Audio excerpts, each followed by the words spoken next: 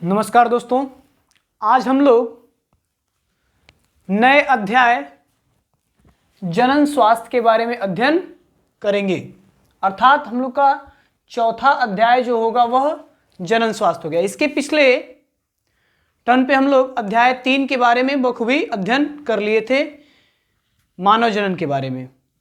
ठीक है, जनन स्वास्थ्य कहते किसे हैं, तो इस टॉपिक से ही क्लियर है कि जनन स्वास्थ्य कहते किसे हैं। जनन और स्वास्थ्य तो वह बिंदु जिनके बारे में जनन से संबंधित अर्थात जनन और स्वास्थ्य से संबंधित बिंदुओं के बारे में अध्ययन करते हैं, वह जनन स्वास्थ्य कहलाता है। ठीक है, इसकी परिभाषा हम लोग दे सकते हैं कि किसी जीव के जनन एवं उनके अंतर्गत होने वाले जनन से संबंधित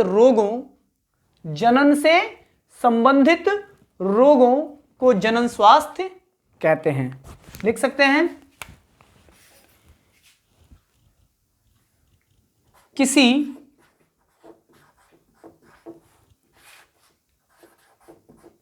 जीव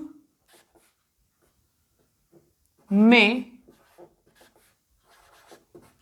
होने वाली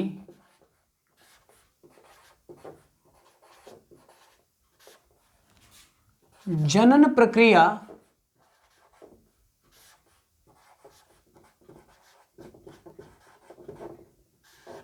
के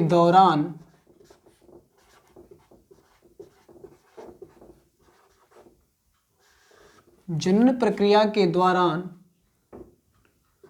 स्वास्थ्य से संबंधित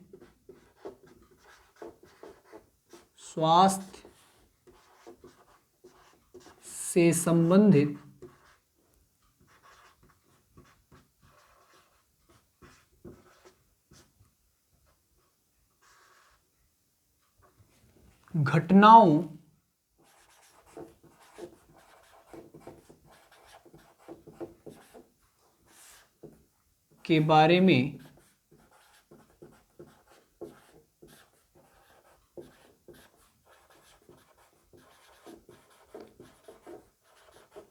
अध्ययन करना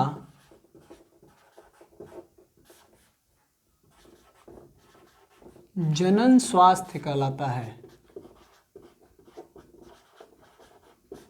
जनन स्वास्थ्य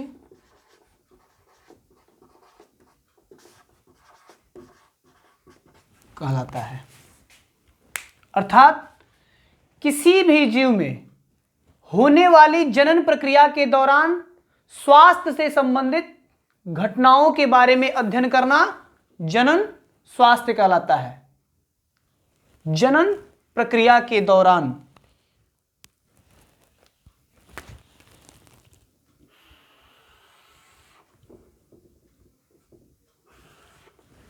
एक अन्य परिभाषा हम दे सकते हैं जनन स्वास्थ्य का कि किसी जीव के शारीरिक, भावनात्मक तथा व्यवहारात्मक सामाजिक स्वास्थ्य के बारे में अध्ययन करना या जानना जनन स्वास्थ्य कहलाता है। और करके दूसरी परिभाषा शारीरिक,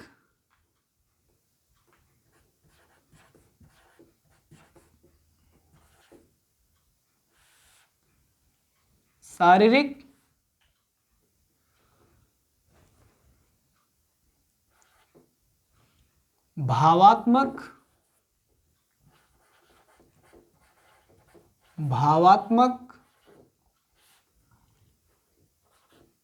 एवं व्यवहारात्मक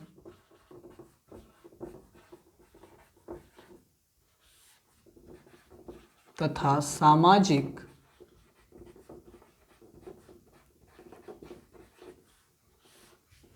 ठीक है, शारीरिक, भावात्मक एवं व्यवहारात्मक तथा सामाजिक स्वास्थ्य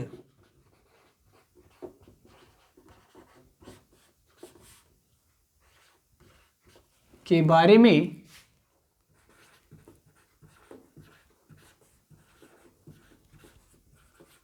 अध्ययन करना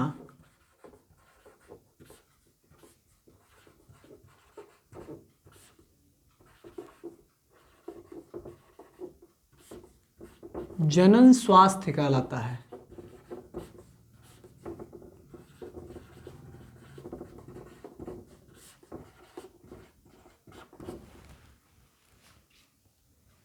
अब ये जो शारीरिक, भावनात्मक एवं व्यवहारात्मक तथा सामाजिक स्वास्थ्य है वह जनन से संबंधित ही होंगी। किससे संबंधित? तो जनन से संबंधित होंगी। यहां पे ब्रैकेट में लिख दे रहे हैं जनन से संबंधित।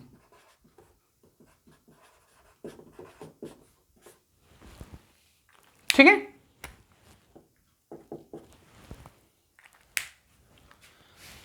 तो ये जनन स्वास्थ्य की परिभाषा हो गई। अब इसके अंतर्गत विभिन्न प्रकार की योजनाओं के बारे में अध्ययन करते हैं। यानी जनन स्वास्थ्य से संबंधित विभिन्न प्रकार की आने वाली योजनाओं तथा उनके निवारण हेतु जो भी प्रक्रियाओं का अध्ययन करते हैं वह जनन स्वास्थ्य कहलाती है। जैसे पहली टॉपिक हमारी है परिवार नियोजन। परिवार नियोजन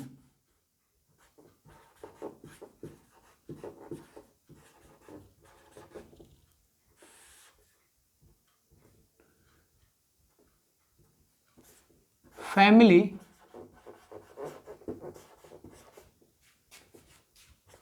प्लानिंग।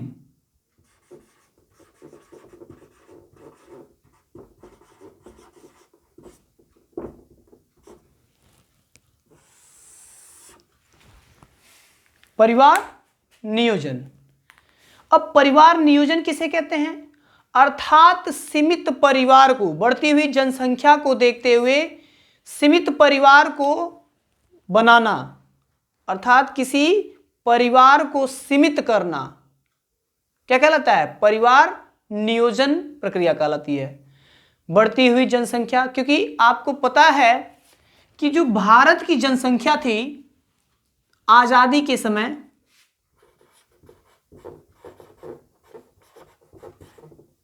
आजादी के समय लगभग 35 करोड़ थी। लगभग कितनी थी? 35 करोड़। तत्पश्चात सन 2011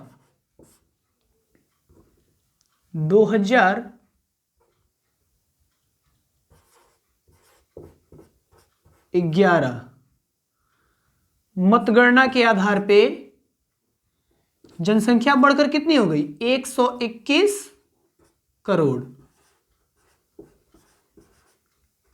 121 करोड़। तो इतने दिनों में ही क्या हुआ? जनसंख्या दोगुनी से ऊपर, लगभग दोगुनी से ऊपर हो गई।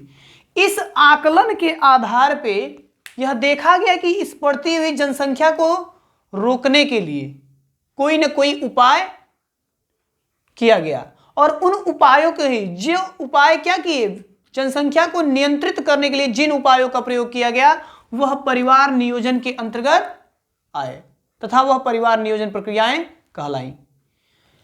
जनसंख्या को नियंत्रित करने के लिए जिन योजनाओं को सरकार द्वारा तथा विभिन्न संस्थाओं के द्वारा चलाया गया वह परिवार नियोजन प्रक्रियाएं कहलाई। ठीक है। अब ये सबसे पहले एक इसके अंतर्गत प्रसिद्ध योजना आती है। ठीक है, व्यापक कार्यक्रम है वह, प्रसिद्ध कार्यक्रम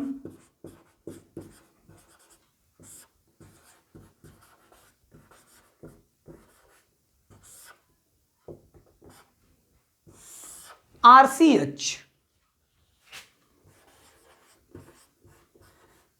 इसका पूरा नाम होता है रिप्रोडक्टिव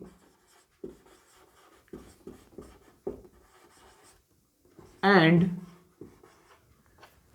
चाइल्ड हेल्थ, ठीक है, रिप्रोडक्टिव एंड चाइल्ड हेल्थ, बाल जनन से संबंधित बाल विकास अर्थात बाल स्वास्थ्य सेवा संगठन, ठीक है ना। तो सबसे पहले यह प्रसिद्ध योजना चलाई। अब परिवार नियोजन किस सन में चलाई गई, तो 1951 में, सबसे पहले 1951 ईस्वी में। और विश्व में अगर सबसे पहले यह कोई कार्य किया तो वह भारत देश ने किया, ठीक है,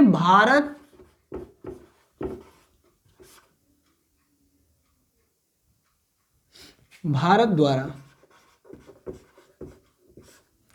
मतलब जनन को रोकने के, जनन स्वास्थ्य संबंधी अर्थात जनसंख्या को रोकने के लिए अगर परिवार नियोजन को सबसे पहले जनसंख्या को नियंत्रित करने के लिए कोई योजना लाई गई तो वह 1951 में लाई गई और वह भारत सरकार द्वारा लाई गई, भारत देश के द्वारा, ठीक है। इसके पहले विभिन्न देश इस पे कोई कार्य नहीं किए। तो सबसे पहले जो कार्य किया देश वह विश्व में भारत एक ऐसा देश है जो 1951 में इसको पारित करने का कार्य अर्थात इस पे सबसे पहले मत अपनी रखी, ठीक है, इस योजनाओं को कम करने के लिए कि कैसे जनसंख्या को नियंत्रित किया जाए। तो परिवार नियोजन किसे कहते हैं? किसी भी परिवार का सीमित होना जिससे रोटी कपड़ा मकान अर्थात शारीरिक आर्थिक योजनाओं का लाभ प्राप्त हो सके, वह क्या कहलाया? परिवार नियोजन प्रक्रिया कहलाया। एक नारा आप लोग सुने होंगे, हम दो हमारे दो, हम दो हमारे दो। उस योजना पे काफी बल दिया गया क्योंकि जनसंख्या क्या होगी, जब हमारी जनसंख्या कम होगी, क्योंकि रिसोर्सेज क्या है, लिमिटेड है, प्राप्त वस्तुएं जो हैं वह लिमिटेड है, और जनसंख्या दिन प्रतिदिन अगर बढ़ती जाएगी तो आप उन योजनाओं से क्या हो जाएंगे, वंचित हो जाएंगे। तो इसलिए इन योजनाओं का चलन किया गया, अर्थात जनसंख्या कम होगी तो अधिक से अधिक लोगों को अर्थात अधिक से अधिक लोगों तक लाभ पहुंचने का कार्य हो सकेगा, यानी सब लाभान्वित होंगे, ठीक है। इसके लिए विभिन्न कार्यक्रम भी चलाए गए, आयु की सीमा भी चलाई गई, आयु सीमा, इसमें विवाह जो बताया गया अर्थात विवाह कार्यक्रम जो था वह लड़कियों की आयु, लड़कियों की आयु जो थी वह 18 वर्ष थी, लगभग 18 वर्ष, तथा पुरुषों या स्त्रियों भी कह सकते हो, पुरुषों की जो आयु थी वह लगभग 21 वर्ष थी। क्यों? क्योंकि इससे क्या होगा, जब लंबे समय के बाद विवाह होगा तो उनमें जनन क्षमता जो होगी वह कम समय के लिए होगी, और जिससे जब जनन क्षमता जनन समय कम होगा तो बच्चे कम से कम उत्पन्न होंगे, जिससे जनसंख्या क्या होगी, नियंत्रित होगी।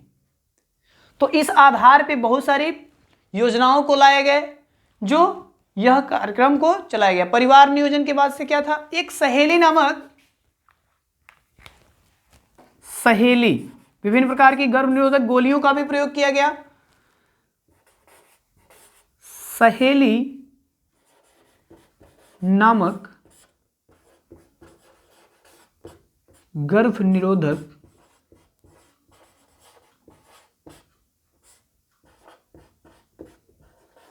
गोली, ठीक है। यह कहां लाया गया था, सबसे पहले कहां ढूंढा गया था, तो CDRI के अनुसार, CDRI इसका क्या फुल फॉर्म होता है, सेंट्रल ड्रग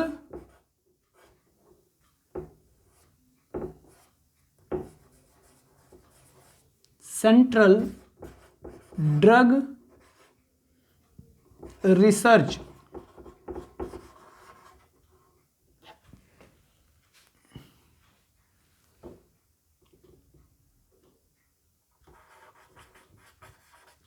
रिसर्च इंस्टीट्यूट।